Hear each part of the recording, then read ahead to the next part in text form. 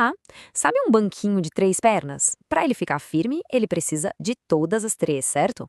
Com a nossa estabilidade financeira, a lógica é a mesma. Ela também se apoia em 3 fatores que são fundamentais. E é sobre essa estrutura que é simples, mas muito poderosa, que a gente vai conversar hoje.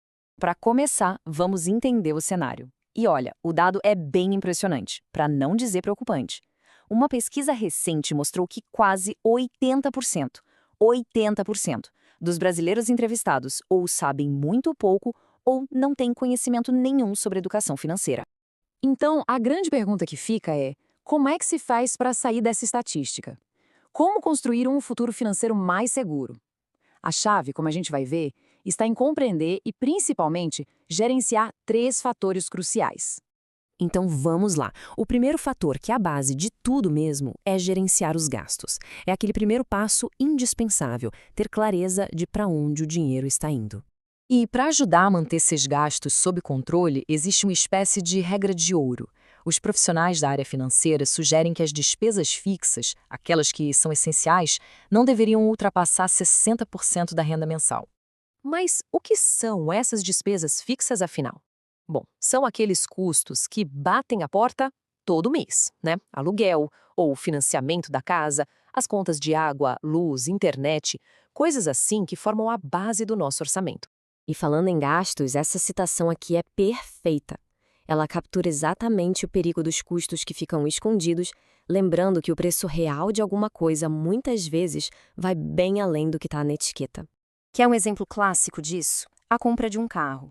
Geralmente, o foco vai todo para o preço na vitrine ou, no máximo, para o valor da parcela que vai caber no bolso todo mês. Só que o custo de verdade vai muito além. Tem um monte de despesas contínuas, como imposto, seguro, manutenção, que muita gente acaba esquecendo de pôr na conta. E aí o impacto no orçamento acaba sendo bem maior do que se imaginava. E essa ideia de controlar os gastos não é de hoje, viu? Olha só essa frase, de um livro super antigo, mas que parece que foi escrita ontem. É sobre aquele princípio eterno de saber separar o que é uma necessidade de verdade e o que é só um desejo. Ok, então já entendemos que é preciso controlar os gastos. Mas isso é só metade da batalha. O segundo fator, que é fundamental, é aumentar a capacidade de poupar dinheiro.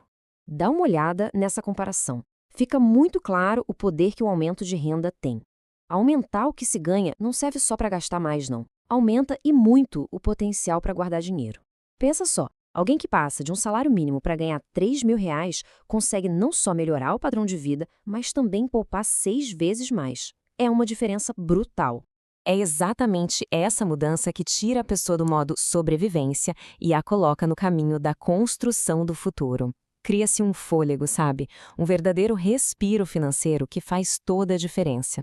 E, de novo, a sabedoria antiga nos dá uma meta bem clara.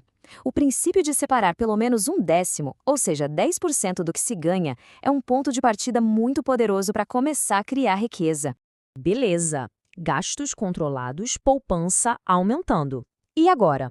Bom, isso nos leva direto para o terceiro e último fator: construir patrimônio, que nada mais é do que colocar esse dinheiro que foi poupado para trabalhar. E aqui tem um conceito muito importante: patrimônio líquido. Isso é a verdadeira medida da riqueza. Não é sobre quanto se ganha por mês, mas sim sobre o que de fato se acumula e se multiplica ao longo do tempo. E olha que interessante, a gente tem aqui 2 visões de grandes nomes do mercado. À primeira vista, pode parecer que eles discordam, né? Um focado no patrimônio total e o outro na renda que esse patrimônio gera, como dividendos. Mas a verdade é que as duas ideias estão super conectadas. São, na real, 2 lados da mesma moeda. Elas funcionam juntas, num ciclo positivo. Conforme o patrimônio cresce, a renda que ele pode gerar também aumenta. Uma coisa alimenta a outra.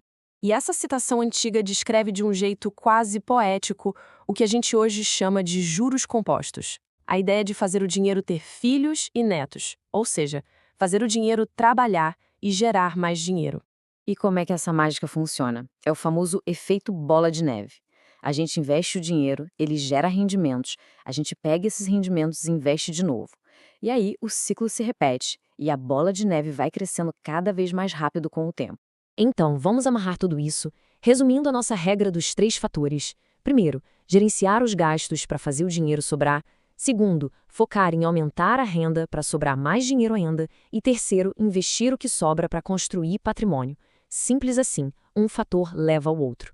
E para fechar, fica aqui uma reflexão fundamental de Morgan Housel. No fim das contas, a estratégia mais importante pode não ser perseguir os maiores retornos, mas sim garantir a capacidade de permanecer no jogo, de ter fôlego para ficar investindo por tempo suficiente para que a mágica dos juros compostos realmente aconteça. E isso deixa uma pergunta no ar, né? O foco deve estar no ganho rápido ou numa construção sólida e duradoura?